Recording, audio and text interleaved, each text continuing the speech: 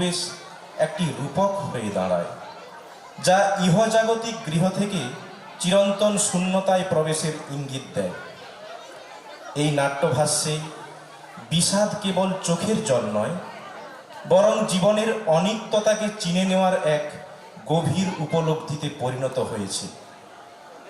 ধুলোবালির এই পৃথিবীতে আমরা ঘর বাঁধা আর সেই ঘর ছেড়ে যাওয়ার শাশ্বত সত্যই এই নাটকের উপজীব্য হিসেবে খুঁজে পাই।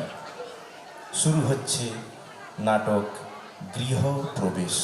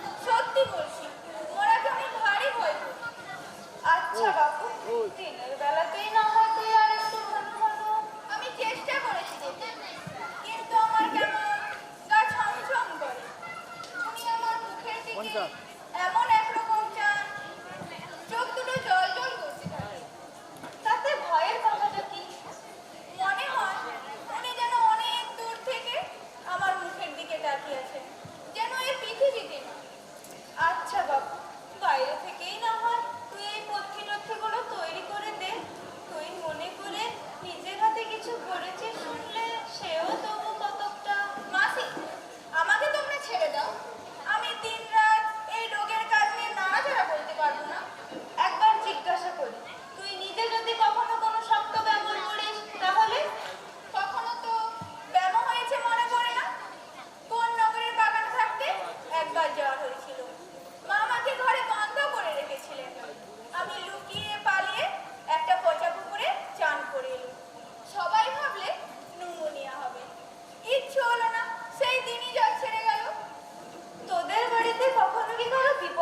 বলে কিছু ঘটেনি?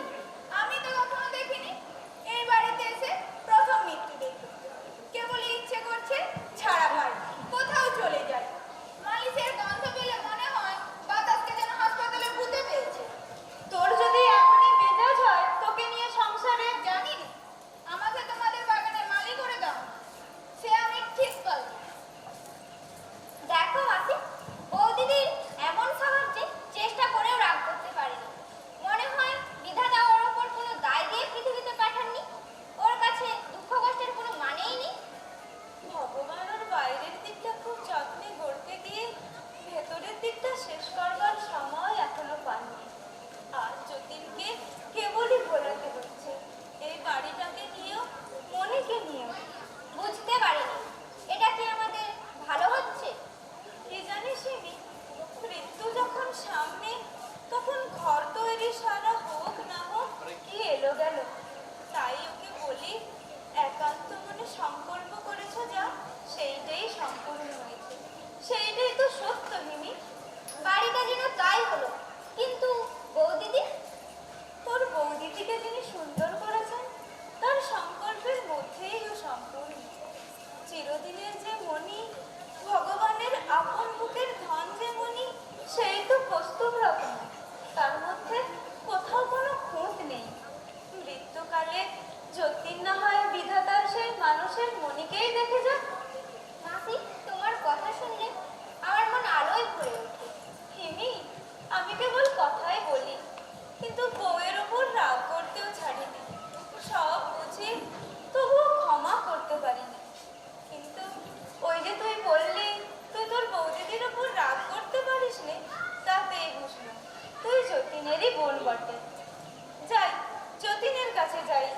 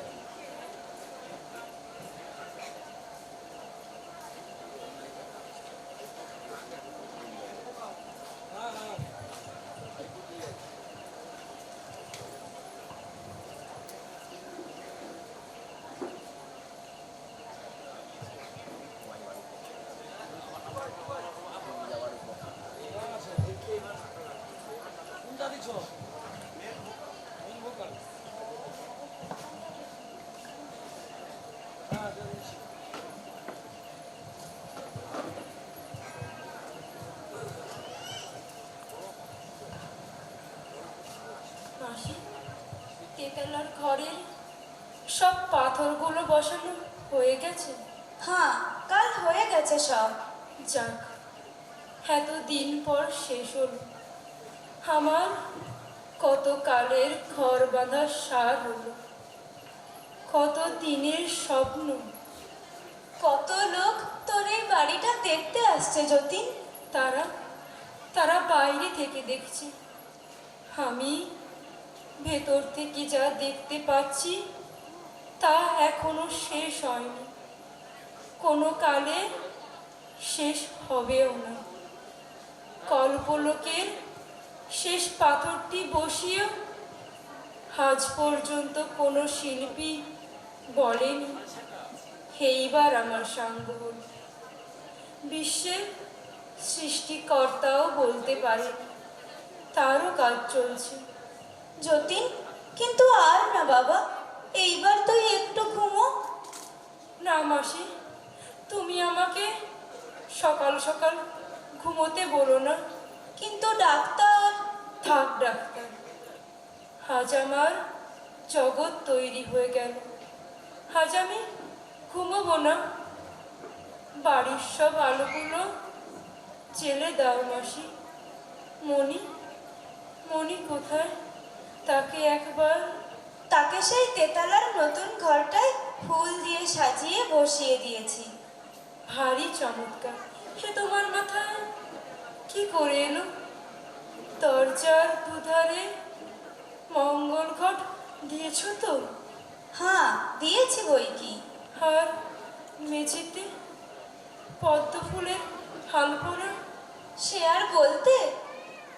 একবার কোনো রকম ভাবে ধরাধরি করে আমাকে সেখানে নিয়ে যেতে পারো না? একবার একবার কেবল দেখে আসি আমার মনি আপন তৈরি ঘরের মাঝখানটিতে বসে। না যতীন, সে কিছুতেই হতে পারে না। ডাক্তার ভারী রাগ করবে।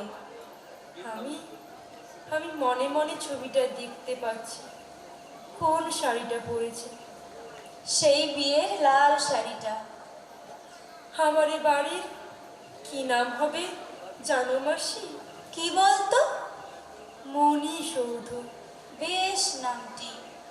তুমি তুমি এ সবটার মানে বুঝতে পারছো না মাসি? না, সবটা হয়তো পারছি নে। সৌধ বলতে কেবল বাড়ি বুঝলে চলবে না, এর মধ্যে সুধা আছে। তা আছে যতীন, এ তো কেবল টাকা দিয়ে তৈরি হয়নি। তোর মনের সুধা এতে ঢেলেছিস। আজ আমি বুঝতে পারছি তাজমহল তৈরি করে শাহজাহান শাহজাহান কি সান্ত্বনা পেয়েছিলেন। সেই সান্ত্বনা তার মৃত্যুকে অতিক্রম করে আজ পর্যন্ত। আর কথা কোষ নে যতীন, ঘুমোতে না চাস অন্তত চুপ করে একটু ভাব না হয়। না মাসি, তুমি আমাকে ঘুমোতে বলো না। আমি আমি জেগে থেকে কিছু কিছু পাই, ঘুমের মধ্যে ও সব কিছু যেমন হারিয়ে যায়।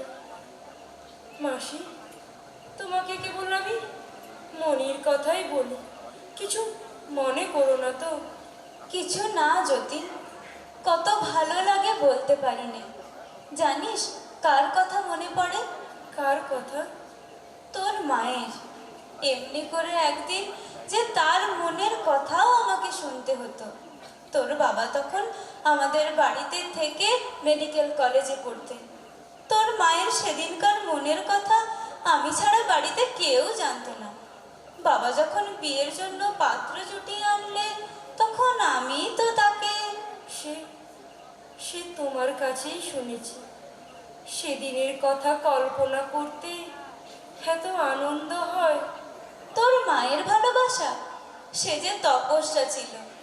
5 বছর ধরে তার হোমের আগুন জ্বলল, তারপর সে বর পেলে।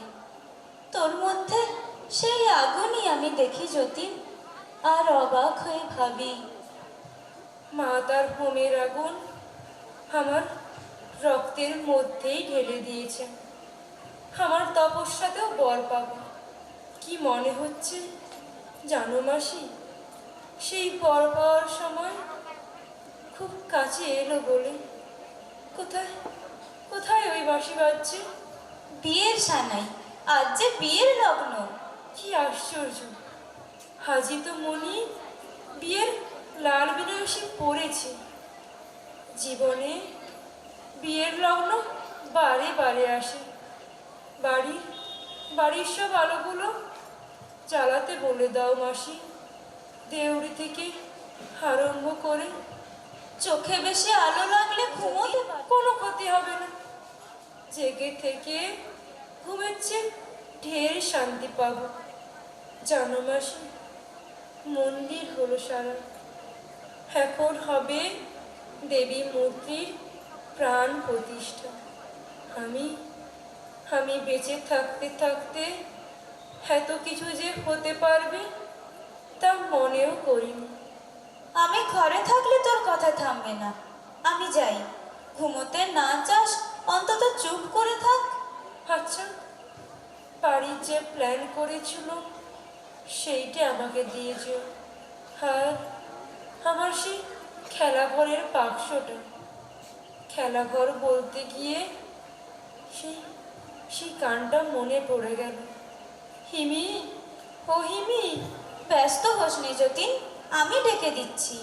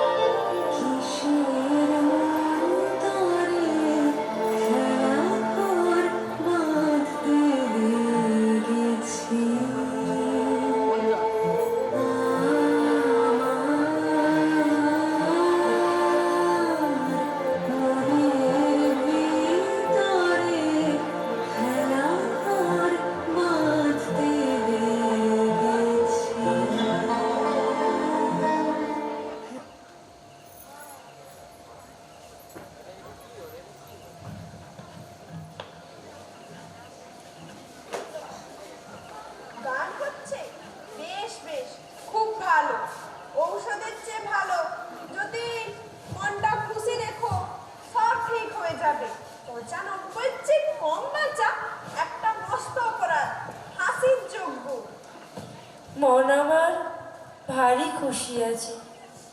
জানেন ডাক্তারবাবু, এতদিন পর আমার বাড়ি তৈরি শেষ হয়ে গেল। সব আমার নিজেরই প্ল্যান। এটাই তো চাই, নিজের তৈরি বাড়িতে নিজে বাস করা, তবে সেটা মাপসই হয়। আসলে পৈতৃক বাড়িও ভাড়াটে বাড়ি, নিজের নয়। তোমার বাবা আমার ক্লাস ফ্রেন্ড ছিল, পূর্বপুরুষের বলে কোনো বালাই কেদারি ছিল না। নিজের যা কিছু নিজে দেখতে দেখতে গড়ে তুলেছেন, সে কি কম আনন্দ? তার শ্বশুর তার বিবাহে নারাজ ছিলেন বলে শ্বশুরের সম্পত্তি রাগ করে নিলেন না। তুমিও নিজের বাসা নিজে বেঁধে তুললে, সেও খুশির কথা বই কি? ভারী খুশিতে আছি। বেশ বেশ, এবার গৃহপ্রবেশ হোক, আমাদেরকে খাওয়াও। অমন শুয়ে পড়ে থাকলে তো হবে না। আমার মনে হচ্ছে গৃহপ্রবেশ হবে। একবার একবার পাঁজিটা দেখিনি। যেদিন প্রথম শুভ দিন, সেই দিনই হবে। আচ্ছা বেশ, পাঁচই নয় বাবা, সব মনের ওপর নির্ভর করে। মন যখনই শুভ দিন ঠিক করে দেয়, তখনই শুভ দিন আসে। মন আমার বলছে শুভ দিন এলো বলে। তাই তো হিমিকে ডেকে গান শুনছি। গৃহপ্রবেশের সানাই আজ শরতের আকাশে বাজতে আরম্ভ করেছে। বাজুক, ততক্ষণে নারীটা দেখি।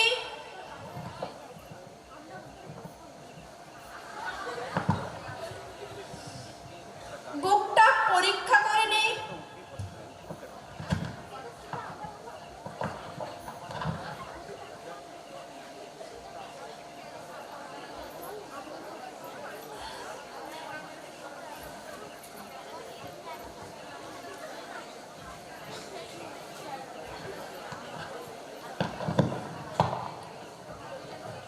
সন্দেশ মিঠাই ফরমাস দেওয়ার আগে এইসব বাজে উৎপাতগুলো চুকিয়ে নেওয়া যায়, কি বলো বাবা?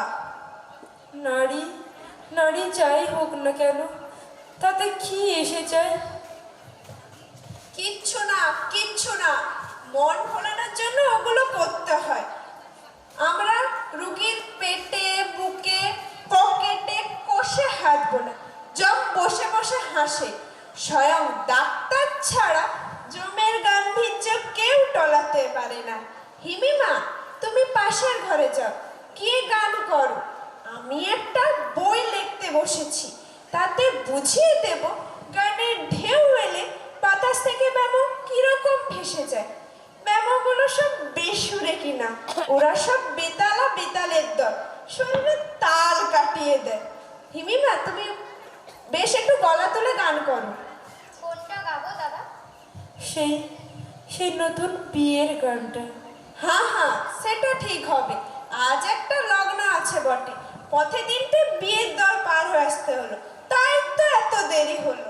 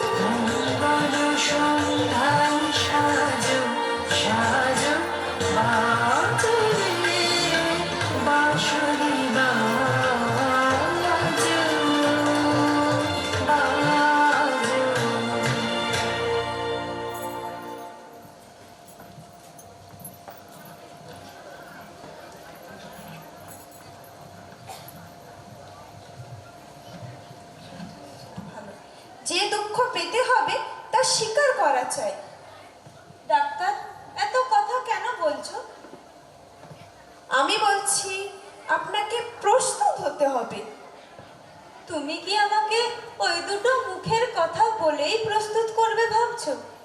আমার যখন 18 বছর বয়স, তখন ভগবান স্বয়ং আমাকে প্রস্তুত করেছেন, যেমন পাঁজা পুড়িয়ে ইট প্রস্তুত করে। বিধাতা আমাকে যা কিছু বলবার খুবই স্পষ্ট করে বলেছেন। তাহলে তুমি এত ঘুরিয়ে বলছো কেন? যতীনের আর আশা নেই, অল্প কয়েকদিন মাত্র। জেনে রাখলুম, সেই শেষ কদিনের সংসারের কাজ চুকিয়ে যায়, তারপরে ঠাকুর যদি দয়া করেন ছুটির দিনে নিজের কাজে ভর্তি করে নেবেন। ঔষধ কিছু বদল করে দেওয়া গেল। এখন সর্বদা ওর মনটা আনন্দে রাখা চাই, মনের যে ডাক্তার নেই। মন, হায় রে, সে আমি যা পারি তা করব। আপনার বৌমাকে প্রায় মাঝে মাঝে রোগীর কাছে আসতে দেবে। আমার মনে হয় আপনারা ওকে একটু বেশি দূরে সরিয়ে রাখছেন। হাজার হোক ছেলে মানুষ, রোগী সেবার চাপ কি সইতে পারে? তা বললে চলে না। আপনি ওর পরে একটু অন্যায় করছেন। দেখছি বৌমার মনের জোর খুব আছে, এত বড় ভাবনা মাথায় ঝুলছে, তাও ভেঙে পড়েনি তো। তবু ভেতরে ভেতরে তো একটা। আমরা ডাক্তার, রোগীর দুঃখটা জানি, নিরোগীর দুঃখ ভাবনার জিনিস নয়। বৌমাকে বরঞ্চ আমার কাছে ডেকে দিন, আমি তাকে সব বলে দিয়ে যাচ্ছি। না না, তার দরকার নেই, সে আমি তাকে। দেখুন, আমাদের ব্যবসায় মানুষের চরিত্র অনেকটা বুঝে নেওয়ার সুবিধা আছে। এটা জেনেছি যে বউয়ের উপর শাশুড়ির যে একটা স্বাভাবিক রিস্ক থাকে, ঘোর বিপদের দিনেও তা মরতে চায় না। কথাটা মিথ্যে নয়, তার রিস থাকতেও পারে। মনের মধ্যে কত পাপ লুকিয়ে থাকে অন্তর্যামী ছাড়া কে জানে। শুধু বোনপো কেন, বউয়ের প্রতি তো একটা কর্তব্য আছে। নিজের মন দিয়ে একটু ভেবে দেখুন না, তার মনটা কিরকম হচ্ছে। বেচারা এ ঘরে আসার জন্য ছটফট করে সারা হলো। বিবেচনা শক্তি কম, অতটা ভেবে দেখিনি তো। দেখুন, আমরা ঠোঁটকাটা মানুষ, উচিত কথা বলতে মুখে বাঁধে না, কিছু মনে করবেন না। মনে করব কেন ডাক্তার? অন্যায় কোথাও থাকে যদি, নিন্দে না হলে তার শোধন হবে কি করে? তা তোমার কথা মনে রইল, কোনো ত্রুটি হবে না। হিমি, হিমি, কি করছিস? দাদার জন্য দুধ গরম করছি। আচ্ছা, দুধ আমি গরম করব। তুই যতীনের কাছে যা, গিয়ে ওকে একটু গান শোনা। তোর গান শুনতে শুনতে ওর চোখে তবু একটু ঘুম আসে। আচ্ছা, যাচ্ছি।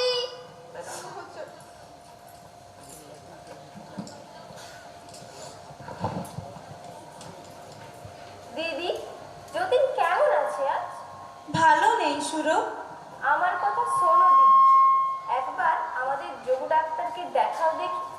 আমার নাতনির নাক ফুলে ব্যথা হয়ে যায়। শেষকালে যোগু ডাক্তার এসে তার ডান নাকের ভেতর থেকে এত বড় একটা কাঁচের পুঁতি বের করে দিল। ওর ভারী হাত চলছে। আমার ছেলেটার ঠিকানা জানো? আচ্ছা, বলো ঠিকানাটা পাঠিয়ে দিতে। সেদিন তোমাদের বউকে আলিপুরে জুতে দেখলুম জি। ও জন্তু জানোয়ার ভারী ভালোবাসে, প্রায়ই সেখানে যায়। জন্তু ভালোবাসে বলে কি স্বামীকে ভালোবাসতে নেই? কে বললে ভালোবাসে না? মনে ছেলে মানুষ, দিনরাত রোগীর কাছে থাকলে বাঁচবে কেন? আমরাই তো ওকে জোর করে। তা যাই বলো, পাড়া শুদ্ধ মেয়েরা সবাই কিন্তু ওর কথা। পাড়ার মেয়েরা তোকে বিয়ে করেনি সুরো। আমার যতীন ওকে বোঝে, সে তো কোনোদিন। তা দিদি, সে কিছু বলে না বলেই কি?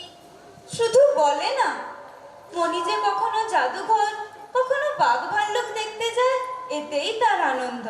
বলো কি দিদি, সেবাটা কি তার চেয়ে? ও তো বলে মনির পক্ষে এইটাই সেবা। যতীন নিজে সারাদিন বিছানায় বদ্ধ থাকে, মনি বাইরে থেকে ঘুরে বেরিয়ে এলে এতেই যেন যতীন ছুটি পায়। রুগীর পক্ষে সে কি কম?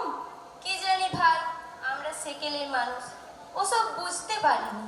তা যা হোক, আমার ছেলেকে পাঠিয়ে দেব দিদি। সে যোগ ডাক্তারের ঠিকানা জানে, একবার তাকে ডেকে দেখাতে দোষ কি?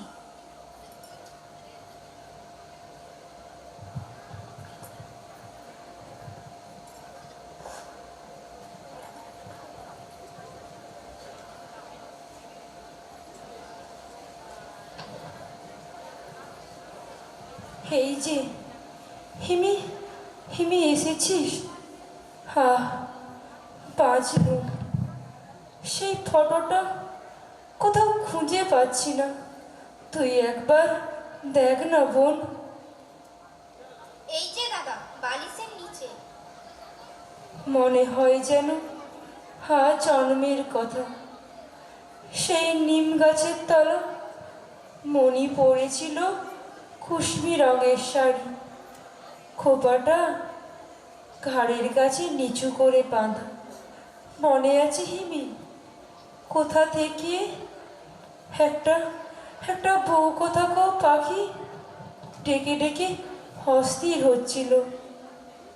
নদীতে জোয়ার আর সে কি হাওয়া। মণি মণি ছায়ের ফলগুলো কুড়িয়ে ছাল ছাড়িয়ে শুকছিল, বলছিল তার এই গন্ধ খুব ভালো লাগে। তার যে কি ভালো লাগে না তা জানি না। তার এই ভালো লাগার মধ্য দিয়ে আমি আমি সমস্ত পৃথিবীটাকে উপভোগ করি। সেই গানটা গাতো বোন, লক্ষ্মী মেয়ে, মনে আছে তো? হ্যাঁ, মনে আছে।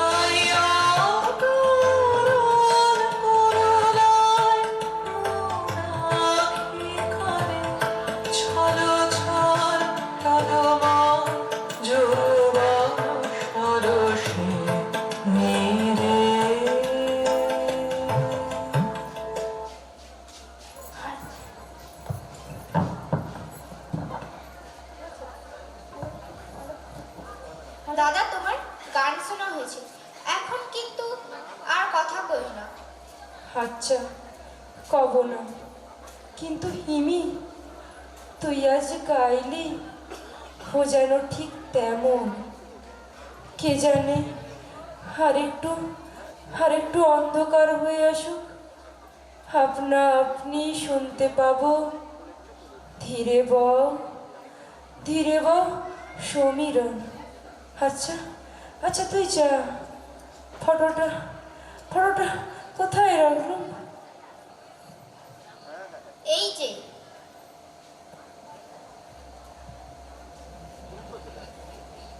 শেষ হয়েছে, যাবো। ওর সেই বাড়ি বন্ধকের ব্যাপার নেই? সে কথাটা ওর মনের মধ্যে খুবই আছে, কিন্তু ও সেটা জিজ্ঞাসা করতে চায় না। যতবারই ও ভাবনাটা ধাক্কা দিচ্ছে, ও তাকে সরিয়ে সরিয়ে রাখছে। ডাক্তার আরো একবার বলেছিল কিনা, এবার তারা আর বিশ্বাস করতে চাইছে না বাড়ি বন্ধক রেখে বাড়ি তৈরি করা। যতীনের এ কিরকম বুদ্ধি হলো? ওর দোষ নেই। ওর বুদ্ধির জায়গায় মনি বসেছিল শনি হয়ে। ও ভেবেছিল ওর মনিকে ওর ওই আলে আর আলোকে ইটের বেড়া দিয়ে ধরে রাখবে।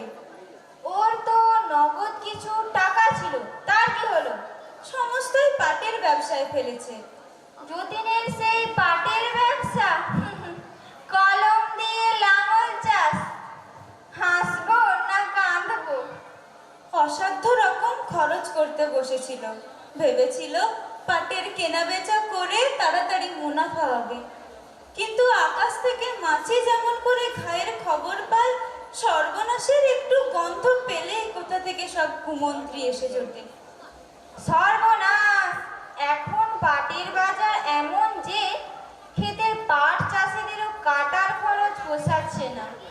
থাক আর বলিস নে, ভাববারও আর দরকার নেই। দিন ফুরিয়ে এলো।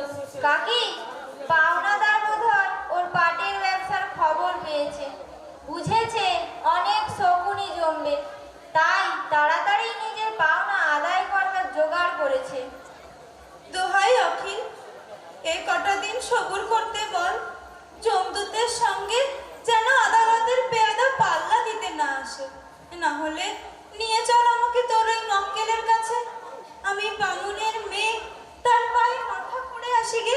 আচ্ছা, তাদের সঙ্গে একবার কথা কয়েই দেখি, যদি দরকার হয় তো তোমাকে যেতে হবে। এসেছি যখন, যতীনের সঙ্গে একবার দেখা করেই যাই। না, তোকে দেখলেই ওর ব্যবসার কথা মনে পড়ে যাবে। আচ্ছা, ও যে মনির নামে অনেক টাকা লাইফ ইন্স্যুর করেছিল, তার কি হলো?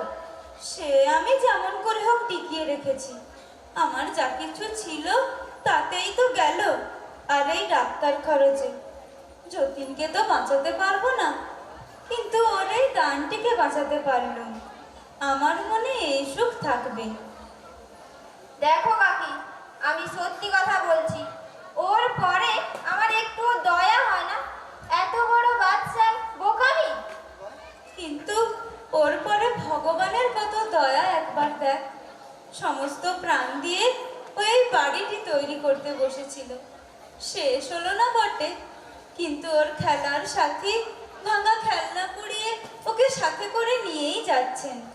আবার কোন খেলায় নিমন্ত্রণ পড়েছে কে জানে।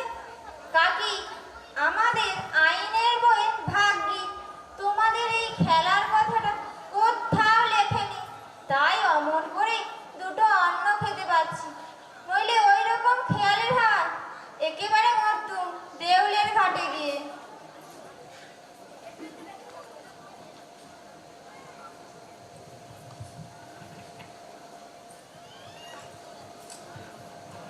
বউ, তোমার বাপের বাড়ি থেকে কোনো খবর এসেছে নাকি? তোমার জ্যাঠতো ভাই অনাথকে দেখলুম। হ্যাঁ, মা বলে পাঠিয়েছেন আসছে শুক্রবার আমার ছোট বোনের অন্নপ্রাশন, তাই ভাবছি। বেশ তো বাছা, এক গাছি সোনার হার পাঠিয়ে দাও, তোমার মা খুশি হবেন। ভাবছি আমিই যাব। আমার বোনকে তো কখনো দেখিনি, দেখতে ইচ্ছে করে। ও মা, সে কি কথা? যতীনকে একলা ফেলে যাবে? ফিরতে আমার খুব বেশি দেরি হবে না। খুব বেশি দেরি হবে কি না কে বলতে পারে না। সময় কি আমাদের হাতে? চোখের এক পলকে দেরি হয়ে যায়। 3 ভাইয়ের পরে বড় আদরের মেয়ে, ধুম করে অন্নপ্রাশন হবে। আমি না গেলে মা ভারী। তোমার মায়ের ভাব বুঝতে পারিনি বাছা, আমাকে তুমি মাফ করো। আমি শাশুড়ি হয়ে তোমাকে কিছু বলছি না, একজন সাধারণ মেয়ে মানুষের মতোই মিনতি করছি। যতীনের এই অবস্থায় তুমি যেও না। যদি যাও তোমার বাবা রাগ করবেন, সে আমি নিশ্চয়ই জানি। তা জানি। তোমাকে 1 লাইন লিখে দিতে হবে মাসি। এই কথা বলো যে আমি গেলে বিশেষ কোনো। তুমি গেলে কোনো ক্ষতি নেই সে কি আমি জানি নে, কিন্তু তোমার বাপকে যদি লিখতে হয় মনে যা আছে খুলেই লিখবো। আচ্ছা বেশ, তোমাকে লিখতে হবে না, আমি ওকে গিয়ে বললেই উনি। দেখো বউ, অনেক সয়েছি, কিন্তু এই নিয়ে যদি তুমি যতীনের কাছে যাও কিছুতেই সইব না। আচ্ছা থাক তোমাদের চিঠি। বাপের বাড়ি যাব, তার এত হাঙ্গামা কিসে? উনি যখন জার্মানিতে পড়তে যেতে চেয়েছিলেন তখনই তো পাসপোর্টের দরকার হয়েছিল। আমার বাপের বাড়ি জার্মানি নাকি? আচ্ছা আচ্ছা, অত চেঁচিয়ে কথা কয়ো না। ওই বুঝি আমাকে ডাকছে। যাই যতীন, কে জানে শুনতে পেয়েছে কিনা। আমাকে ডাকছিলে যতীন? হ্যাঁ মাসি, শুয়ে শুয়ে ভাবছিলাম উপায় নেই। আমি তো বন্দি, অসুখের জাল দিয়ে জড়ানো, দেয়াল দিয়ে ঘেরা। তার সঙ্গে মনিকে কেন অমন বেঁধে রাখি? কি যে বলিস যতীন, তার ঠিক নেই। তোর সঙ্গে যে ওর জীবন বাঁধা, তুই খালাস দিতে চাইলেই কি ওর বাঁধন খুসবে? একদিন ছিল যখন স্ত্রী সহমরণে যেত।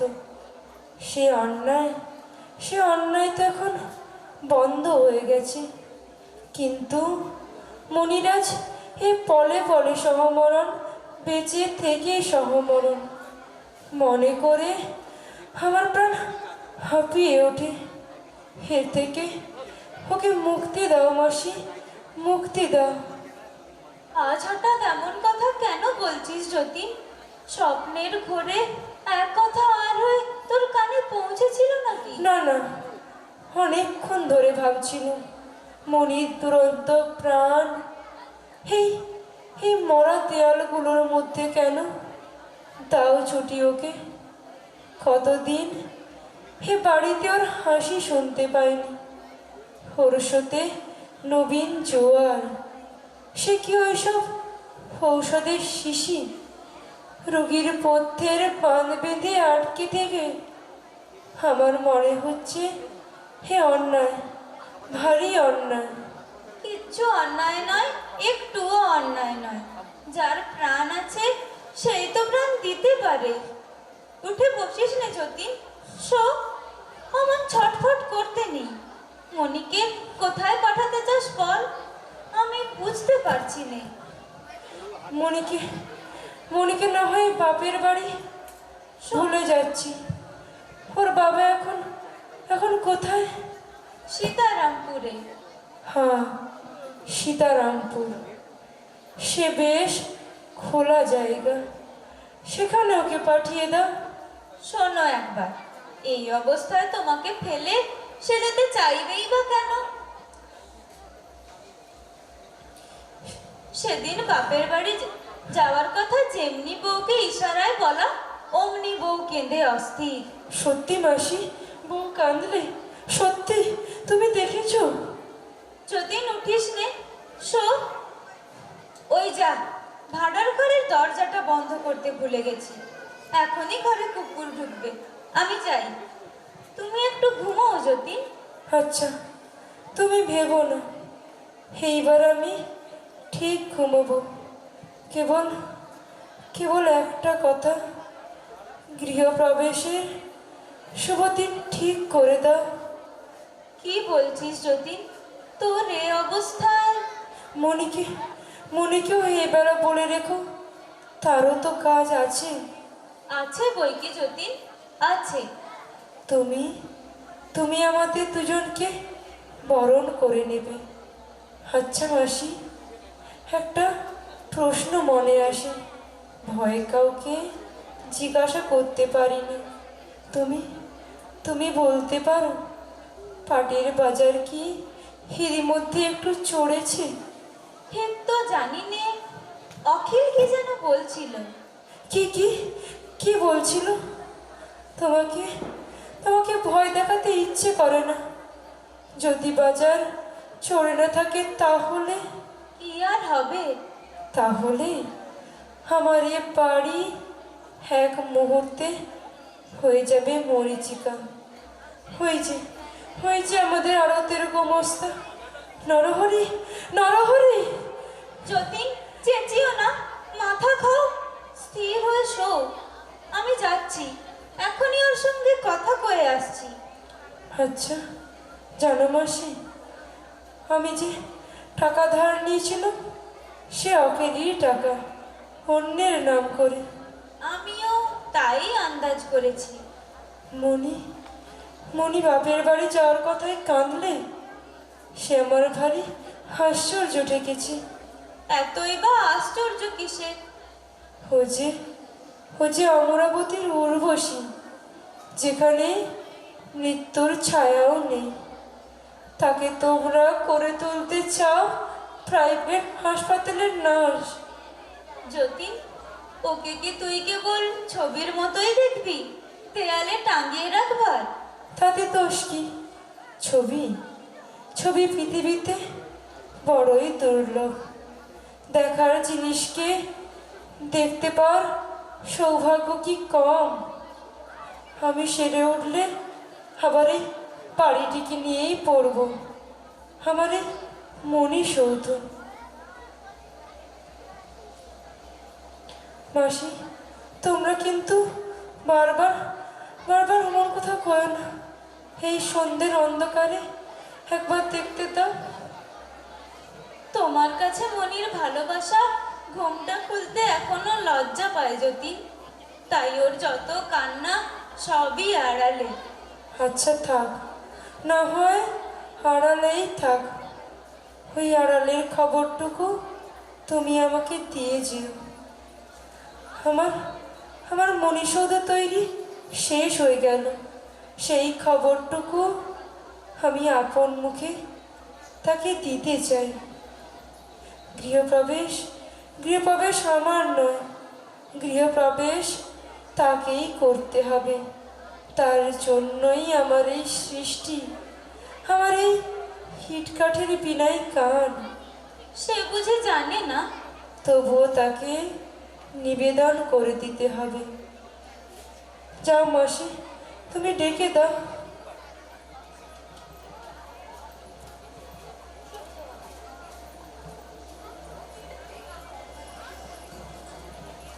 হিমি, ও হিমি!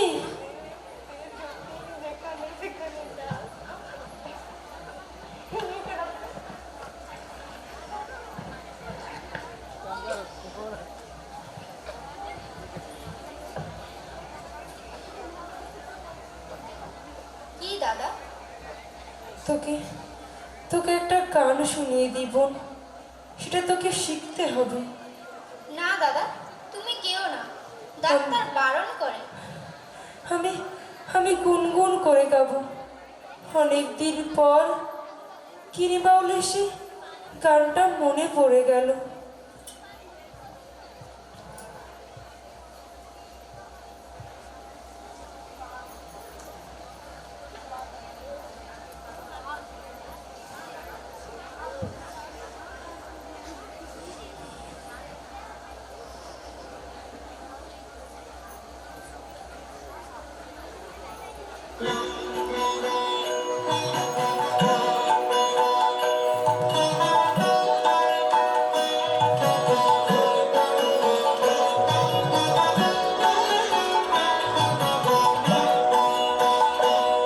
আমার মন যখন জাগলি না রে, ও তোর মনের মানুষ এলো দ্বারে।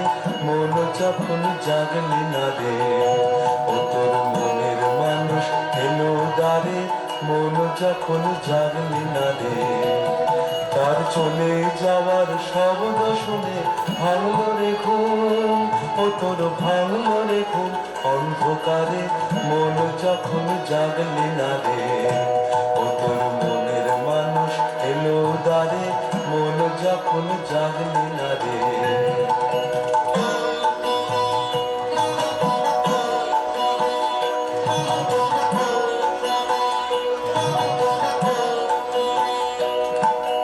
মাটির পরে আঁচল পাখি একলা কাটে নিশীত রাতে মাটির পরে আঁচল পাখি একলা কাটে নিশীত রাতে তার বাঁশি বাজে আধার মাঝে বাঁশি বাজে আধার মাঝে দেখি না যে চোখে তারে দেখি না যে চোখে তারে মন যখন জাগলি না রে ও তোর মনের মানুষ এলো দ্বারে মন যখন জাগলি না রে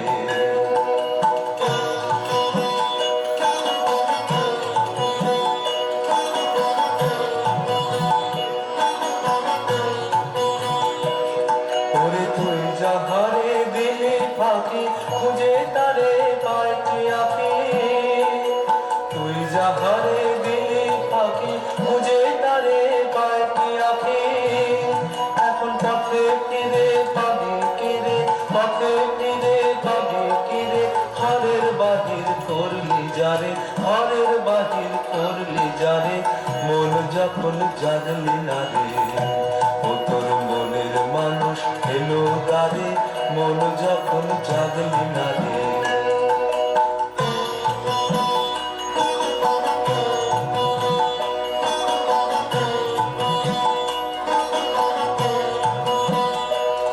ওরে তুই যাহারে দিলি ফাঁকি খুঁজে তারে পাইকি আঁকি তুই যাহারে দিলি ফাঁকি খুঁজে তারে পাইকি আঁকি এখন পথে ফিরে পাবি কিরে পথে ফিরে পাবি কিরে ঘরের বাহির করলি যারে ঘরের বাহির করলি যারে মন যখন জাগলি না রে ও তোর মনের মানুষ এলো দ্বারে মন যখন জাগলি না রে তার চলে যাওয়ার শব্দ শুনে ভাঙলো রে ঘুম ও তোর ভাঙলো রে ঘুম অন্ধকারে মন যখন জাগলি না রে ও তোর মনের মানুষ এলো দ্বারে মন যখন জাগলি না রে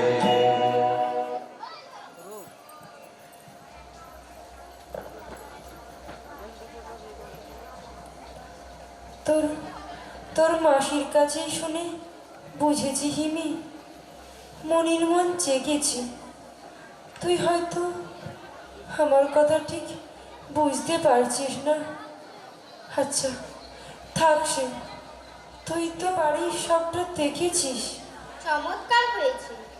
ওপরের যে ঘরটাতে পাথর বসাতে দিয়েছিল কই প্ল্যানটা কই এই যে এই ঘরের কড়িকাঠ থেকে যে কাঠের চান্দা করতে দিয়েছিল হ্যাঁ হয়েছে কই। তাতে কি রকমের কাজ বলতো চারদিকে মোটা নীল কাঠ, মাঝখানে লাল পদ্ম আর সাদা হাঁসের জমি, ঠিক যেমন তুমি বলে দিয়েছিলে। আর দেয়ালে দেওয়ালে বকের সার, ঝিনুক বসিয়ে আঁকা। আর মেঝেতে মেঝেতে শঙ্খের কাঠ, তার মাঝে মস্ত একটা পদ্মাসন। দরজার দুধারে দুটো শ্বেত পাথরের কলস বসিয়েছিস তো হ্যাঁ বসিয়েছে, তাতে দুটো ইলেকট্রিক আলোর শিশি বসানো। কি সুন্দর। এই ঘরটার কি নাম জানিসই? জানি, মণি মন্দির। সেদিন সেদিন অখিল তোর মাসির কাছে এসেছিল, কি বলছিল? কিছু শুনেছিস কি এই বাড়িটার কথা? তিনি বলছিলেন কলকাতায় এমন সুন্দর বাড়ি আর নেই। না না, সে কথা না, এ বাড়িটা কি থাক, কাজ নেই। মাসি বলেছিলেন দুপুরবেলা যে মৌরলা মাছের ঝোল হয়েছিল সে নাকি মনির তৈরি। ভারী সুন্দর স্বাদ। সে আমি জানি না। ছি জীবন, আজ পর্যন্ত তোর বৌদির সঙ্গে তোর ভালো বললো না, এটা আমার। ননদ যে আমি, তাই হয়তো। তুই বুঝি শাস্ত্র মিলিয়ে ভাব করিস, রাগ করিস? হ্যাঁ দাদা, সেই যে হিন্দি গানে আছে, ননদিয়া রহি জাগি। তুই বুঝি সেটাকে একটু বদলে করেছিস, ননদিয়া রহি রাগি? হ্যাঁ দাদা, সুরে খারাপ শুনতে হয় না, ননদিয়া রহি রাগি। বেসুরে করিস নে বোন। সে কি হয়, সুর তো তোমার কাছেই শেখা।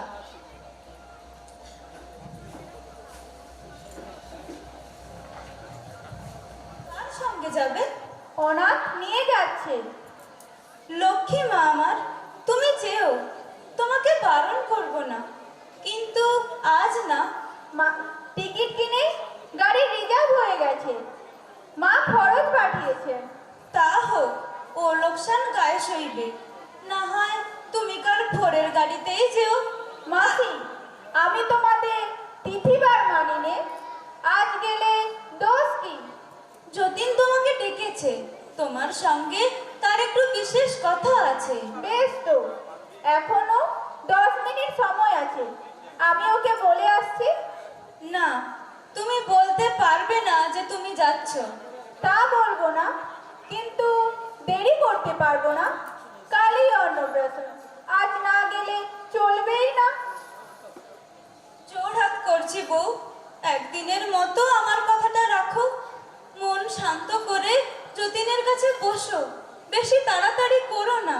তা কি করবো বলো, গাড়ি তো আর আমার জন্য বসে থাকবে না। অনাথ চলে গেছে, এখনই এসে সে আমায় নিয়ে যাবে। এই বেলা তার সঙ্গে দেখা সেরে আসি। না, তবে থাক, এরকম করে তোমাকে তার কাছে যেতে দেব না। ওরে অভাগিনী, যতদিন বেঁচে থাকবি এদিনের কথা তোকে চিরকাল মনে রাখতে হবে। মাসি, অমন করে সাপ দিও না বলছি। ওরে বাপ রে, আর কেন বেঁচে আছিস রে বাপ? দুঃখের যে শেষ নেই, আমি আর ঠেকিয়ে রাখতে পারলুম না। স্বামীর এই অবস্থায় কোন বিবেচনায় বাপের বাড়ি চললো? ওইটুকু তো মেয়ে, মনে হয় যেন ননি দিয়ে তৈরি, কিন্তু কি পাথরে গড়া ওর প্রাণ। ওকে তো অনেক দিন থেকে দেখছি, কিন্তু এতটা যে পারে তা জানতুম না। এদিকে দেখো, কুকুর, বেড়াল, বাঁদর, ময়ূর, জন্তু জানোয়ার কত পুষেছে, তাই ঠিক নেই। তাদের কিছু হলেই অনর্থপাত করে দেয়, অথচ স্বামীর ওপরে ওকে বুঝতে পারলুম না। যতীন ওকে মর্মে মর্মেই বুঝেছিল। একদিন দেখেছি যতীন মাথা ধরে বিছানায় বসে, মনি তখন দল বেঁধে থিয়েটারে চলেছে। আমি থাকতে না পেরে যতীনকে পাখার বাতাস করতে লাগলাম। ও আমার হাত থেকে পাখা ছিনিয়ে নিয়ে ফেলে দিলে। ওরে বাস রে, কি ব্যথা! সেদিনের কথা মনে পড়লে আমার বুক ফেটে যায়। তাও বলি মাসি, অমনি পাথরের মতো মেয়ে না হলেও পুরুষদের উড়ো মন চাপা দিয়ে রাখতে পারে না। যতই নরম হবে ততই ওরা ফসকে যাবে। কি জানিস হইল, ওইটাই হয়তো মানুষের ধর্ম। বাঁধনের মধ্যে একটু শক্ত কিছু না থাকলে সেটা যেন বাঁধনই হয় না। তা কি পুরুষের, কি মেয়ের। ভালোবাসার মালায় ফুল থাকে পারিজাতের, কিন্তু তার সুতোটি থাকে বজ্রের। এখনো যদি গাড়িতে না উঠে থাকে, তাহলে ওকে একটু বুঝিয়ে দেখি গিয়ে।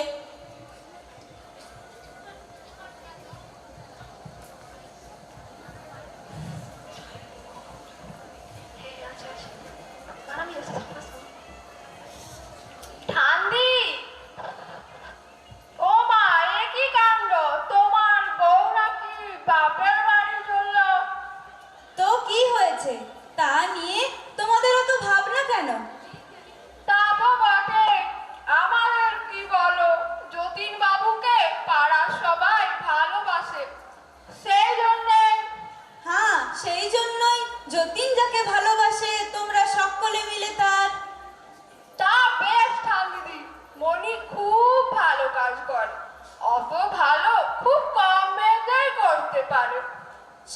ইচ্ছা মেনে যে স্ত্রী চলে তাকেই তো তোমরা ভালো বলো।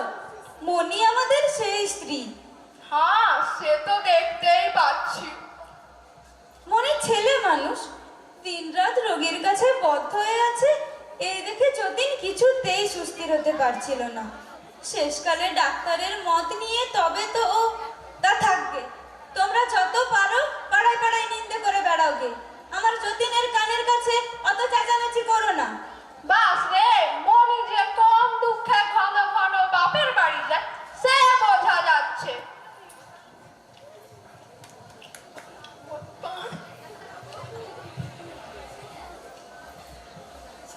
ব্যাপারখানা কি? দরজার কাছে এসে দেখি বাক্স তরঙ্গ গাড়ির মাথায় চাপিয়ে বৌমা তার ভাইয়ের সঙ্গে কোথায় চলল।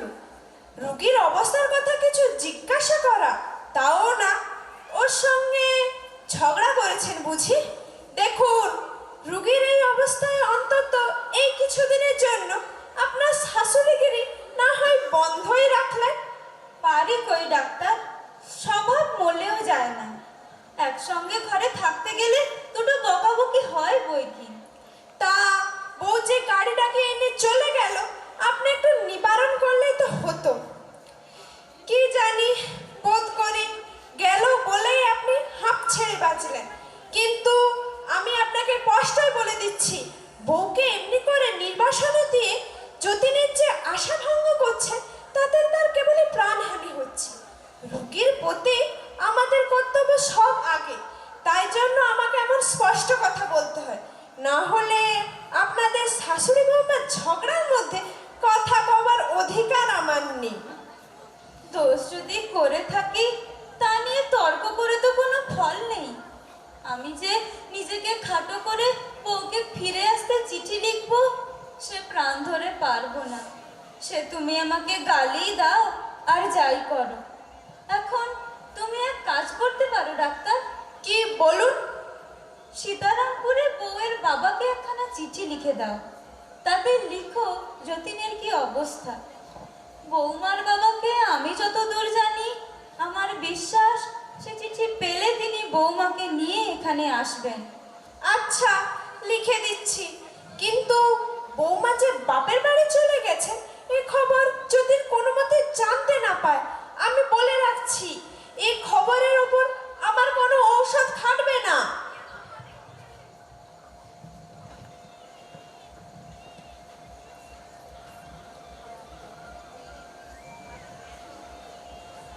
কাকি, কেন ডেকে পাঠিয়েছ? তোকে ডেকে পাঠাবার জন্য যতীন কাল থেকে বারবার অনুরোধ করছে, তাকে আর ঠেকিয়ে রাখা গেল না। ওর সেই বাড়ি বন্ধকের ব্যাপার নিয়ে? সে কথাটা ওর মনের মধ্যে খুবই আছে, কিন্তু ও সেটা জিজ্ঞাসা করতে চায় না। যত বাড়ি ও ভাবনাটা ধাক্কা দিচ্ছে ও তাকে সরিয়ে সরিয়ে রাখছে। সে কথা তুমি কোনো মতেই ওর কাছে পেড়ো না। তবে আমাকে কিসের দরকার পড়লো? উইল করবার জন্য। উইল? হা হা হা, অবাক করলে। অখিল, এখন দুটো সত্যি কথা কওয়াই যায়। ঘরে বাইরে কেবলই মিথ্যে বলে বলে দম বন্ধ হয়ে এলো। এখন শোনো, তোমার মক্কেল তুমি নিজেই, সে কথা গোড়া থেকেই জানি। সে কি কথা কাকি? থাক, ভোলাবার কোনো দরকার নেই। ভালোই করেছো। জানি আমার সম্পত্তিতে তোমাদেরই অধিকার বলে তোমরা বরাবর তারপরে দৃষ্টিপাত করেছো। ছি ছি, অমন কথা। তাতে দোষ কি ছিল বলো? তোমরা আমার ছেলেরই মতো তো বটে, তোমাদেরকেই সব দিতুম। কিন্তু আমরা দুই বোন ছিলাম। বাবা দিদির উপর রাগ করে একলা আমাকেই সব সম্পত্তি দিয়ে গেলেন। তার সে রাগ পড়ে যাওয়ার আগেই তার মৃত্যু হলো। স্বর্গে আছেন তিনি, আজ তার সে রাগ নেই। তাই বাবার সম্পত্তি তারই দৌহিত্রের ভোগে ঢেলে দিয়েছি। লক্ষ্যের কৃপায় তোমাদের তো কোনো অভাব নেই। তা নিয়ে তোমাকে কি কোনো কথা বলেছি কোনোদিন? বুদ্ধি থাকলে কথা বলবার তো কোনো দরকার হয় না। বাড়ি তৈরির নেশায় যতীনকে ধরলে, সে নেশার মধ্যে যে কত অসহ্য ব্যথা তা তোরা পাকা বুদ্ধি আয়নালারা বুঝবি নে। আমি মেয়ে মানুষ, ওর মাসি। আমার বুক ফাটতে লাগলো। ধার পাবো কোথায়? তোর কাছেই যেতে হলো। তুই এক ফাঁকা মক্কেল খাড়া করে। মাসি, বামুন ঠাকুর এসেছে। লক্ষ্মী মেয়ে, তুই তাকে একটু বসতে বল, আমি এখনই আসছি। কাকি, তোমার ওই বোনঝি কত বয়স হবে? 17 পেরিয়েছে সবে, এই বছরেই আইয়ে দেবে। গলাটি ভারী মিষ্টি, বাইরে থেকে ওর গান শুনেছি। ওরা দুই ভাই বোন একই জাতের। দাদা বাড়ি করছেন, ইনি গান করছেন, দুটোতেই একই সুরের খেলা। বিয়ের সম্বন্ধ? না, ওর দাদার অসুখ হয়ে অবধি সে কথা কাউকে মুখে আনতে দেয় না। পড়াশোনা সব ছেড়ে এইখানে পড়ে আছে। কিন্তু ভালো পাত্র খুঁজে দিতে পারি কাকি, যদি কখনো। ঠিক যেরকম মক্কেল খুঁজে দিয়েছিলি সেই রকমই না? না কাকি, ঠাট্টা না। আমি ভাবছি ওকে যদি একটা হারমোনিয়াম পাঠিয়ে দিই, তাতে কি তোমাদের? কোনো আপত্তি নেই, কিন্তু ও তো হারমোনিয়াম ভালোবাসে না। গানের সঙ্গে? গানের সঙ্গে এসরাজ বাজায়। আচ্ছা, এসরাজি না হয় দেব। কিন্তু ওর তো আছে এসরাজ। না হয় আরো একটা হলো, সম্পত্তি বাড়িয়ে তোলাকে তো শ্রীবৃদ্ধি বলে। আচ্ছা, দিস এসরাজ। এখন আমার কথাটা শোন। এতকাল তোর সেই মক্কেলকে সুদ দিয়ে এসেছি আমারই পৈতৃক গয়না বেচে। মাঝে মাঝে যখনই 3 দিনের মধ্যে শোধ দেবার করা দাবি পাঠিয়ে চিঠি দিয়েছে, তখনই সুদ চড়িয়ে চড়িয়ে আজ আমার আর কিচ্ছু নেই। কাজেই কাকির সম্পত্তি দেওর পর সিন্ধুকেই গেছে। প্রেত লোকে আমার শ্বশুরের তৃপ্তি হয়েছে, কিন্তু আমার বাবা যতীনের মা পরলোকে, তাদের যদি চোখের জল পড়ে। মাসি, দাদা তোমাকে বারবার ডাকছে, ছটফট করছে, আর কেবলই বৌদিদের কথা জিজ্ঞাসা করছে। তার জবাব কিছুতেই মুখ দিয়ে বেরোয় না, গলায় আটকে যায়। কাঁদিস নে মা, কাঁদিস নে। আমি এখনই যতীনের কাছে যাচ্ছি। কাকি, আমি যদি কিছু করতে পারি বলো, না হয় যতীনের কাছে গিয়ে। হ্যাঁ, যতীনের কাছে যেতে হবে। তার সেই উইলটা।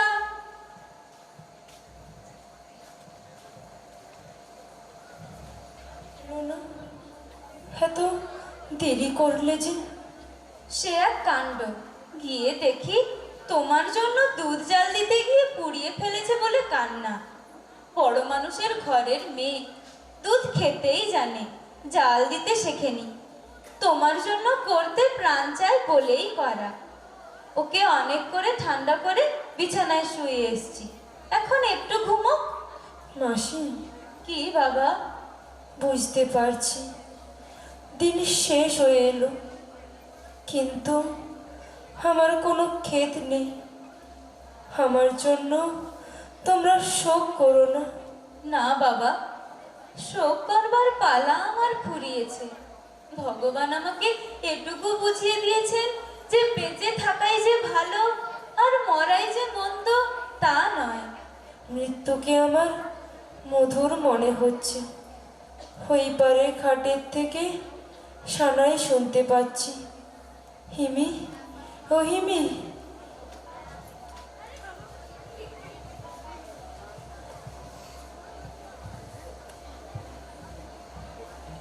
কি দাদা, কি চাই? লক্ষ্মী বোন আমার, তুই এমন আড়ালে আড়ালে কাঁদিস নি। তোর চোখে জলের শব্দ আমি বুকের মধ্যে শুনতে পাই। দেখি দেখি দেখি তোর হাতটা। আমি খুব ভালো আছি বোন। হিমি, বোতলে গরম জল ভরে আন, পায়ে দিতে হবে। আমার হুইল টাকার লেখা শেষ হয়ে গেছে। সে কি আমি তোমাকে দেখিয়েছি মাসি? ঠিক মনে পড়ছে না।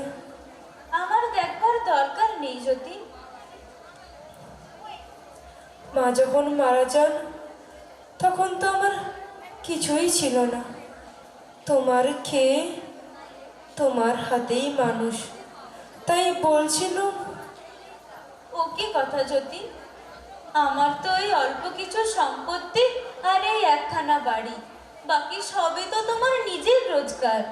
কিন্তু এই বাড়িটা কিসের বাড়ি আমার? কত দালান তুমি বাড়িয়েছো। আমার যেটুকু ছিল সেটুকু তো আর খুঁজেই পাওয়া যায় না। মনি তোমাকে ভিতরে ভিতরে খুব, সে কি আমি জানি নে? আমি মনিকে সব কিছু লিখে দিল, কিন্তু ও সে কিছু তোমারই রইল। তুমি এমন কথা কোনোদিন মনে করো না মাসি। দেখ যতীন, এইবার রাগ করব। তুই চলে যাবি আর আমাকে টাকা দিয়ে ভুলিয়ে রেখে যাবি। যদি টাকার চেয়ে আরো বড় কিছু তোমাকে দিয়েছিস যতীন, ঢের দিয়েছিস। আমার শূন্য ঘর ভরে ছিলি, এ আমার অনেক জন্মের ভাগ্যি। এতদিন তো শুধু বুক ভরে পেয়েছি। আজ আমার পাওনা যদি ফুরিয়ে থাকে, কোনো নালিশ করব না। দাও, লিখে দাও, বাড়ি ঘর ঘোড়া গাড়ি তালুক মুলুক যা আছে মনের নামে সব লিখে দাও। ওসব বোঝা আমার সইবে না। দেবার মতো তো জিনিস কিছুই। কম কি দিয়ে যাচ্ছ? ঘর বাড়ি টাকা কড়ির ছল করে যা দিয়ে গেলে তার মর্ম কেউ কোনো দিন বুঝবে না। মনি মনি কি কাল এসেছিল? ঠিক মনে পড়ছে না। এসেছিল, তখন তুমি ঘুমিয়ে পড়েছিলে। তোমার শিয়রের কাছে অনেকক্ষণ বসে বসে। আশ্চর্য, আমি ঠিক সেই সময় স্বপ্ন দেখলুম মনি যেন আমার ঘরে আসবার জন্য দরজা ঠেলছে। দরজা অল্প একটু ফাঁক হলো, অনেক ঠেলাঠেলি করলো, কিছুতেই সেটুকুর বেশি ফাঁক হলো না। মাসি, তোমরা কিন্তু এবার বাড়াবাড়ি করছো। ওকে দেখতে দাও।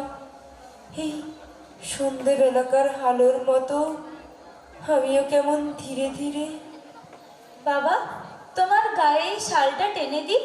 না মাসি, গায়ে কিছু দিতে ভালো লাগছে না। জানিস যদি, এ শালটা মনির তৈরি। এতদিন রাত জেগে তোর জন্য তৈরি করছিল, কালই শেষ করেছে। কিন্তু আমার তো মনে হচ্ছে এই হিমির হাতে সেলাই।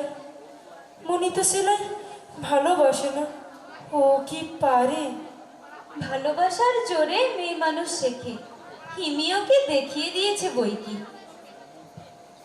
হিমি, হিমি আয় আমার কাছে বস। পাঁচি দেখে তোকে গৃহপ্রবেশের শুভ লগ্ন ঠিক করে দিই। থাক দাদা, ওসব এখন থাক। আমি উপস্থিত থাকতে পারবো না সেই মনে করে বুঝি? আমি থাকবো বোন, সেদিনে বাড়ির হাওয়ায় হাওয়ায় আমি থাকবো। তোরা বুঝতে পারবি। সেদিন যেটা গাবি সেটা আমি ঠিক করে রেখেছি, সেই অগ্নিশিখা।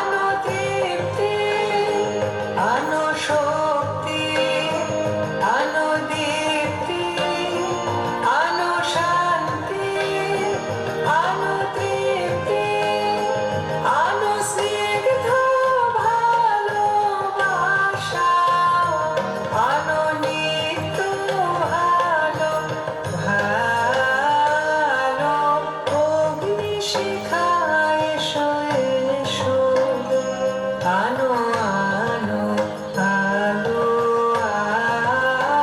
আলো অগ্নি শিখা এসো এসো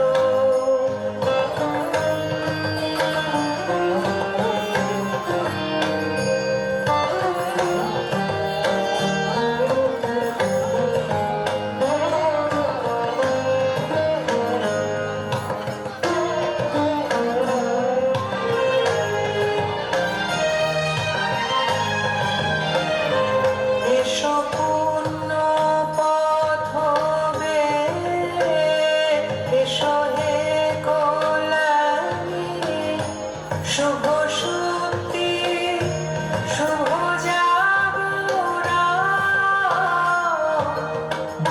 দেবয়ানী হে কল্যাণী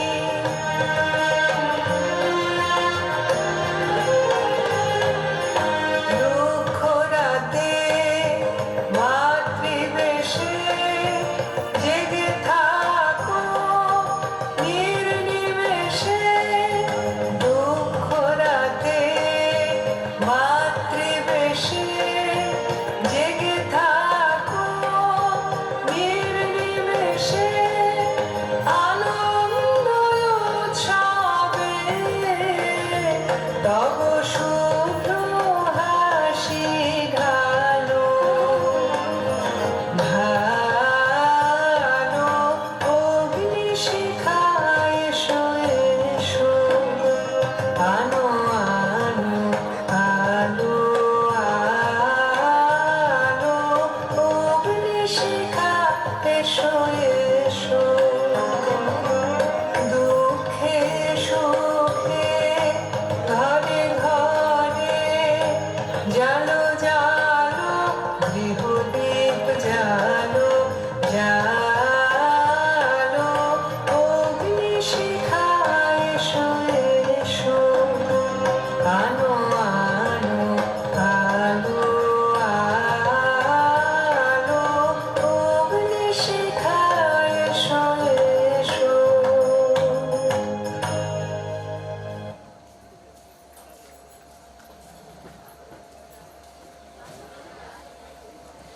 গানে কোন উৎসবের কথা আছে জানিস মি?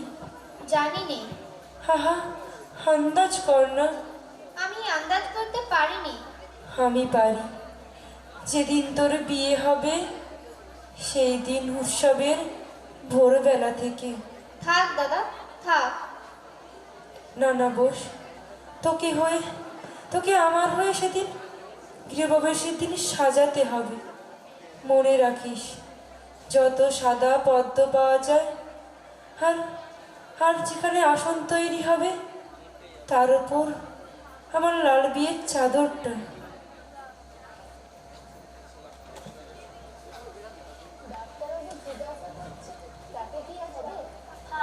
থাকতে হবে। বৈশাখ দ্বাদশীর রাত্রে আমাদের বিয়ে হয়েছিল। মাসি কাল সেই তিথি। মনিকে 2 মিনিটের জন্য ডেকে দাও না, তাকে সে কথাটা মনে করিয়ে দিই। মাসি তোমারও কান্না আমি সইতে পারি না। এতদিন তো বেশ চুপ ছিলে, তবে আজ কেন? বাবা যতীন, ভেবেছিলাম আমার সব কান্না ফুরিয়ে গেছে, আজ আর পারছি না। হিমি তাড়াতাড়ি চলে গেল কেন? বিশ্রাম করতে গেল, একটু পরেই আবার আসবে। মনিকে ডেকে দাও না। যাচ্ছি বাবা, শম্ভু দরজার কাছে রইল, যদি কোনো দরকার হয় ওকে ডেকো।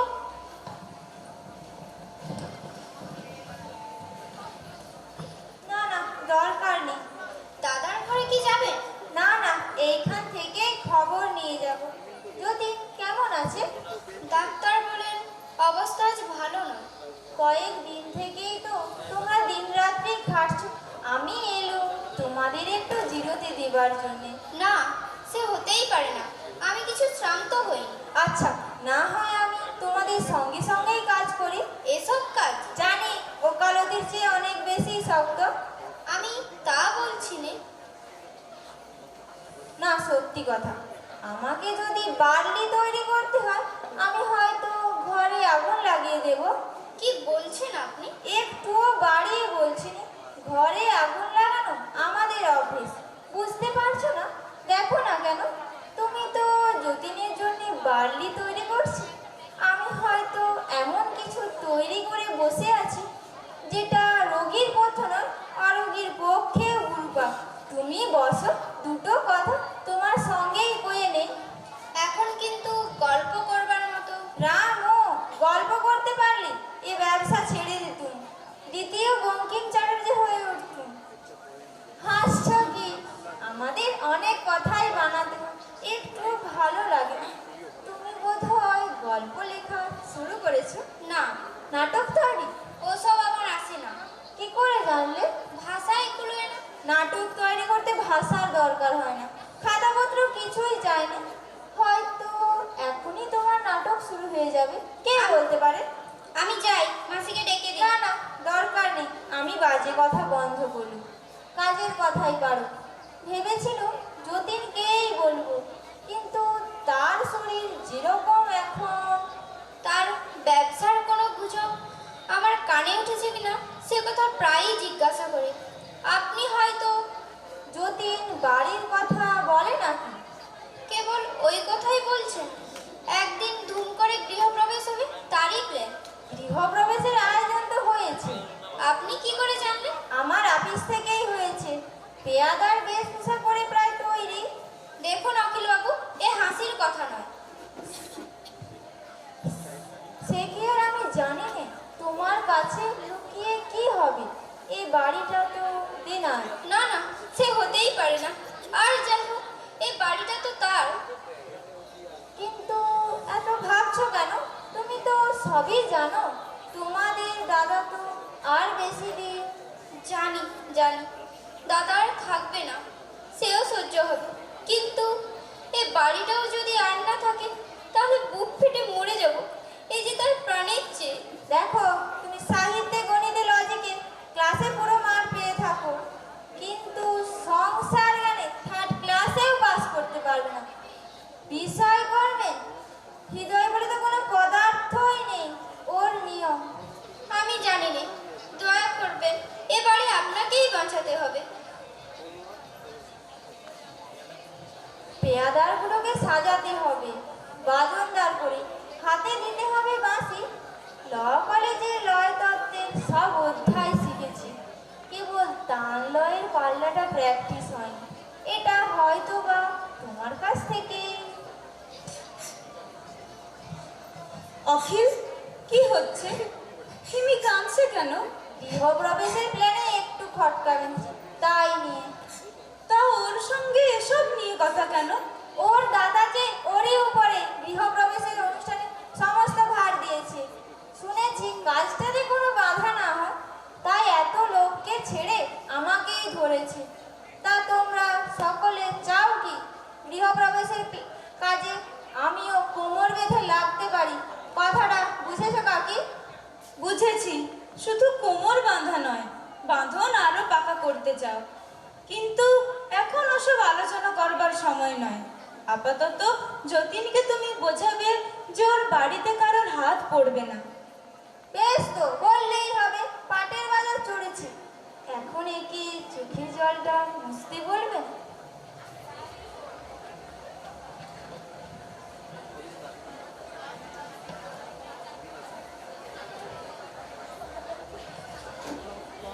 কিনছে তবেই হয়েছে।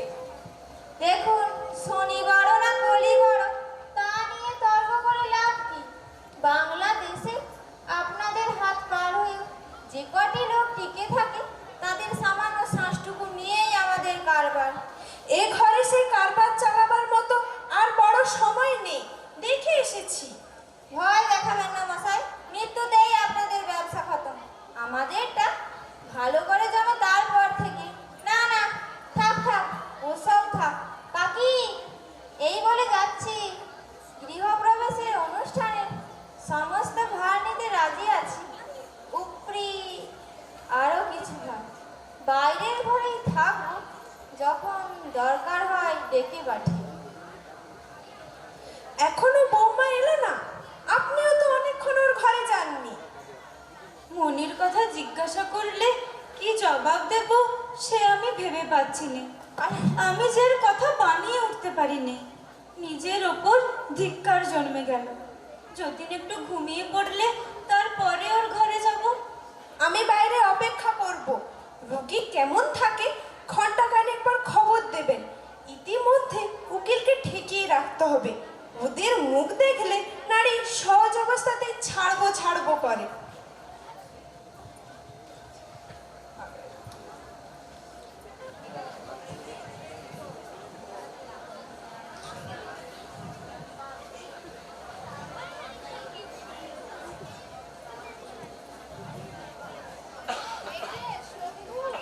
হ্যাঁ দিদি, সুইটা যতীনকে একবার দেখে যেতে চাই। এই বেলা মাসি নেই। কি হবে গিয়ে দিদি? নাটোরের মহারাজার ওখানে একটা কাজ খালি হয়েছে। আমার ছেলের জন্য যতীনের কাছ থেকে একখানা চিঠি লিখিয়ে। দিদি, সে কোনো মতেই হবে না। মাসি জানতে পারলে রক্ষে রাখবে না। জানবে কি করে? আমি ফস করে 5 মিনিটের মধ্যে। মাফ করো দিদি, সে কোনো মতেই হবে না। হবে না? তোমাদের মাসি মনে করেন আমাদের ছোঁয়াচ লাগলে তার বোন পো আসবে না। এদিকে নিজের কথাটা ভেবে দেখে না। স্বামীটিকে খেয়েছে, একটি মাত্র মেয়ে, সেও গেছে। বাপ মা কাউকেই রাখলেন না। এবার বাকি আছে যতীন। ওকে শেষ করে তবেই উনি নড়বে, নইলে ওর আর মরণ নেই। আমি বলে রাখলুম শম্ভু, দেখে নিস। মাসিকে যখন ওকে পেয়েছে, যতীনের আর আশা নেই। ওই আমাকে ডাকছে, তুমি এখন যাও। ভয় নেই, আমি চললুম। কে কে এসেছো? মনি? কর্তা বাবু, আমি শম্ভু। আমাকে ডাকছিলেন? একবার তোর বউ ঠাকুরকে ডেকে দে না। কাকে? বউ ঠাকুরকে। তিনি তো এখনো ফেরেননি। কোথায় গেছেন? সীতারামপুর। আজ গেছেন? না, আজ 3 দিন হলো। তুই কে? আমি কি চোখে ঠিক দেখছি? আমি শম্ভু।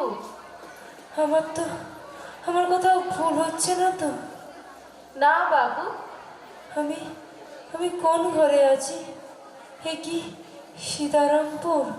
না, কলকাতা। এ তো আপনার শোবার ঘর। মিথ্যে নয়, এ সমস্ত মিথ্যে নয়। আমি মাসিমাকে ডেকে দিই।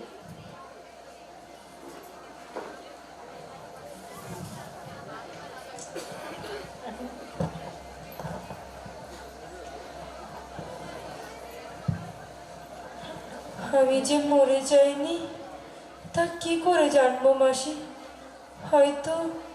হয়তো সবই উল্টে গেছে। কি বলছিস যতীন? তুমি তো আমার মাসি। না তো কি যতীন? তোমাকে কি আমার স্বপ্নের কথা বলেছি মাসি? কোন স্বপ্ন? মনি আমার ঘরে আসবার জন্য দরজা ঠেলছে। দরজা অল্প একটু ফাঁক হয়েছে। অনেক ঠেলাঠেলি করছে, কিছুতে সেটুকুর বেশি খুলল না। সে বাইরে দাঁড়িয়েই দেখতে লাগলো। তার আর গৃহপ্রবেশ হলো না।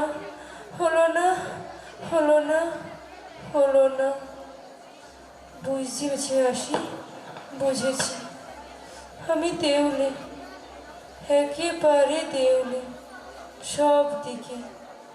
আমার এই বাড়িটাও নেই, সব বিক্রি হয়ে গেছে। কেবলই নিজেকে ভোলাচ্ছিল। না যতীন না, শপথ করে বলছি তোরে বাড়ি ঠিক আছে।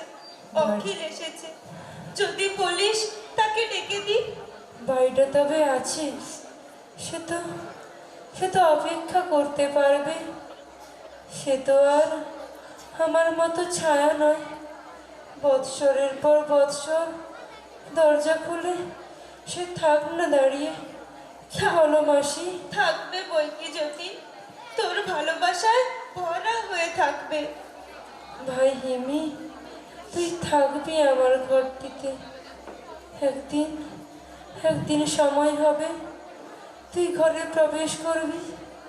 সেদিন আমি যে লোকেই থাকি না কেন সব জানতে পারবো। হিমি, ও হিমি, কি দাদা? সেই গানটা, এই গানটা গা। মনে আছে ওই অগ্নিশিখা? এসো এসো। লক্ষ্মী বোন আমার, কারোর ওপর রাগ করিস নে, সবাইকে ক্ষমা করিস। আর আমাকে যখন মনে করবি তখন মনে করিস দাদা আমাকে চিরদিন ভালোবাসতো, আজও ভালোবাসে। জানো মাসি, আমার এই বাড়িতেই হিমির বিয়ে হবে। আমাদের আমাদের সেই পুরনো দালানে যেখানে আমার মায়ের বিয়ে হয়েছিল, সেই দালানে আমি একটুও হাত দিইনি। তাই হবে বাবা। মাসি, আর জন্মে তুমি আমার মেয়ে হয়ে জন্মাবে। তোমাকে বুকে করে মানুষ করব। কি বলিস জ্যোতি, আবার মেয়ে হয়ে জন্ম হবে? না হয় তোর কোলেই ছেলে হয়ে জন্ম নেব, এ কামনাই কর না। না, ছেলে না। ছি, ছোটবেলায় যেমন অপরূপ সুন্দরী ছিলে সেভাবেই তুমি আমার ঘরে এসো, তোমাকে আমি সাজাবো। আর বকিস নে জ্যোতি, একটু ঘুমো। তোমার নাম দেব লক্ষ্মী রানী। তো একেলে নাম হলো না? না, হে গেলে না। তুমি আমার চিরদিনই সেই সাবেক কেলে, সেই সুতারি ভরা সাবেক কান নিয়ে তুমি আমার ঘরে এসো। তোর ঘরে কন্যাদায়ের দুঃখ নিয়ে আসবো, এ কামনা তো আমি করি নে জ্যোতি। তুমি মুখে দুর্বল মনে করো মাসি। দুঃখ দুঃখ থেকে বাঁচাতে চাও? বাচ্চা, আমার যে মেয়ে মানুষের মন, আমি দুর্বল, তাই বড় ভয়ে ভয়ে চিরদিন তোকে সকল দুঃখ থেকে বাঁচাতে চেয়েছি, কিন্তু কিছুই করতে পারিনি। একটা কথা গর্ব করে বলতে পারি মাসি, জীবনে যা পাইনি তা নিয়ে কোনোদিন কাড়াকাড়ি করিনি। সারাটা জীবন হাত জোর করেই অপেক্ষা করলো। মিথ্যেকে চাইনি বলেই এত এত সবুর করতে হলো। আমার আমার আর কিছু বলবার নেই। আমার যা পাওয়ার তা পেয়েছি। ওকে ওকে মাসি। কেউ তো না জ্যোতি। তুমি একবার ও ঘরটা দেখে এসো গে। আমি কাউকে দেখছি না বাচ্চা।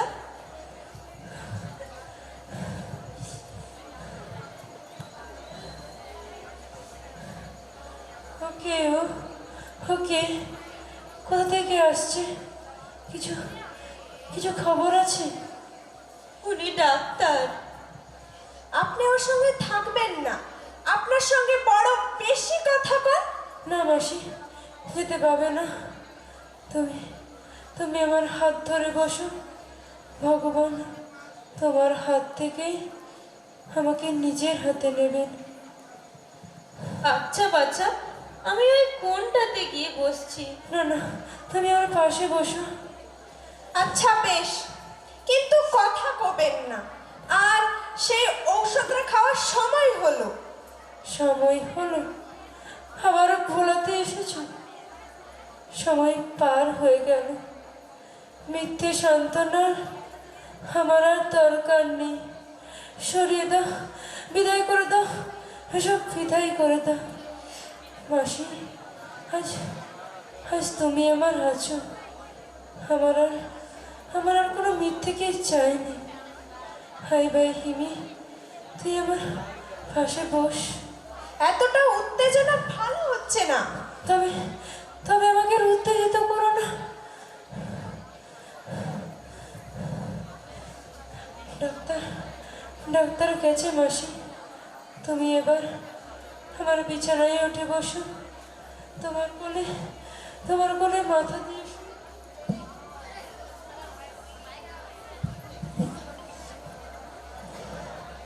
ও বাবা, একটু ঘুমো।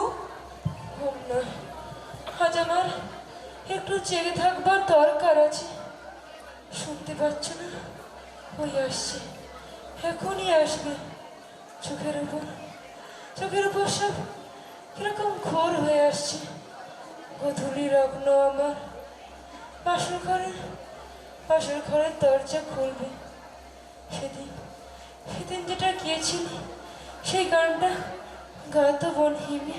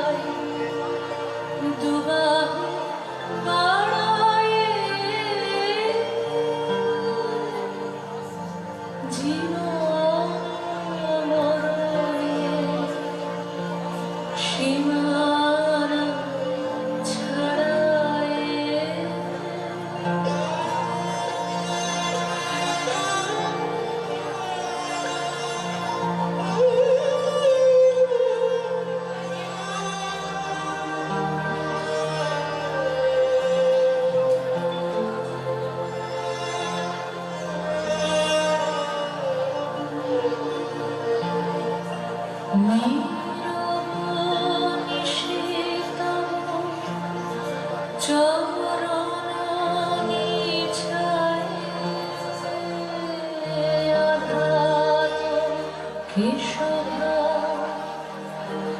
দিয়েছে বিছায়ে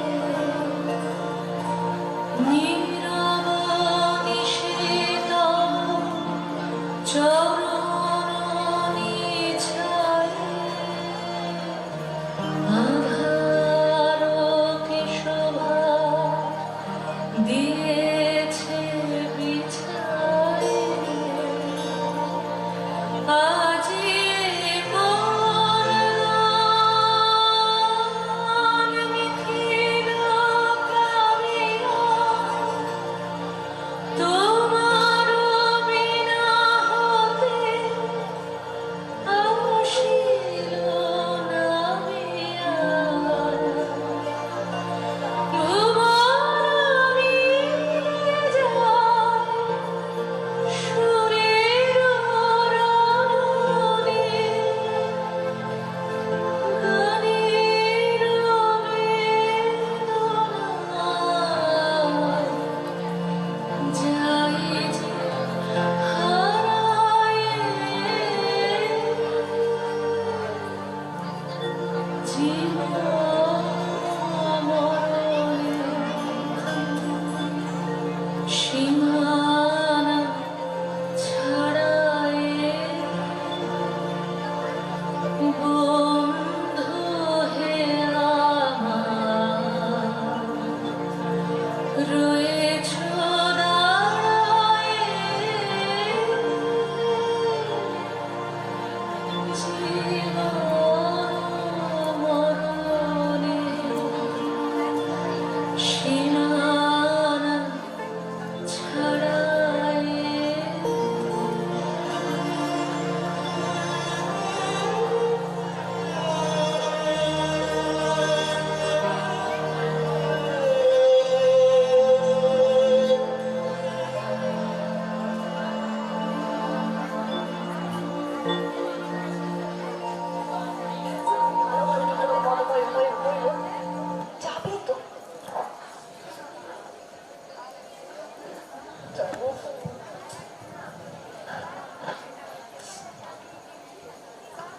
বাবা জ্যোতি, একটু চেয়ে দেখ বাবা, ওই যে এসেছে।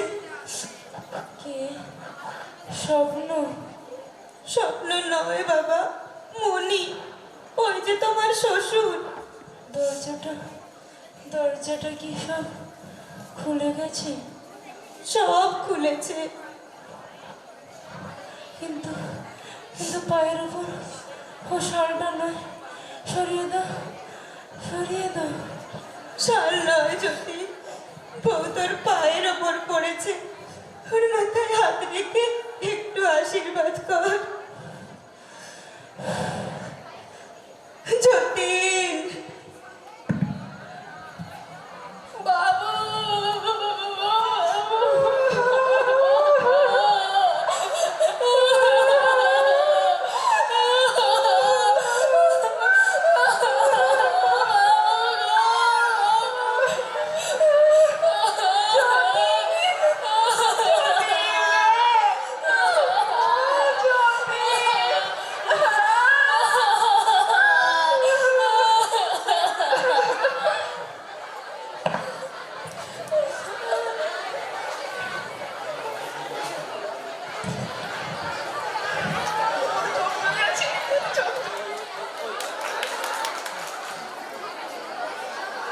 ওই সকালকে ডাক, দুটো ডাক।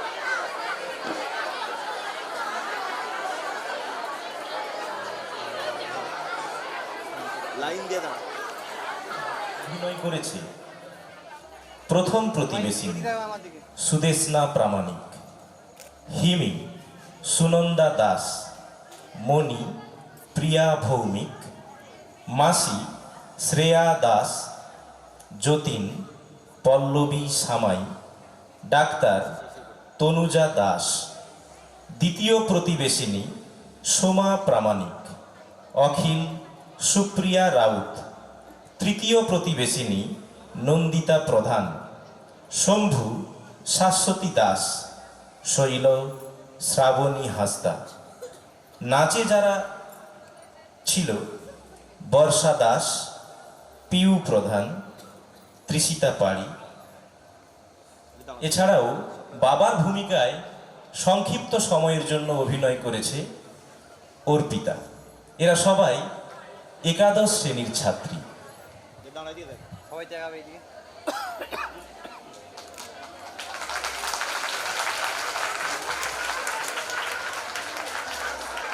খুব ভালো হয়েছে প্রোগ্রাম।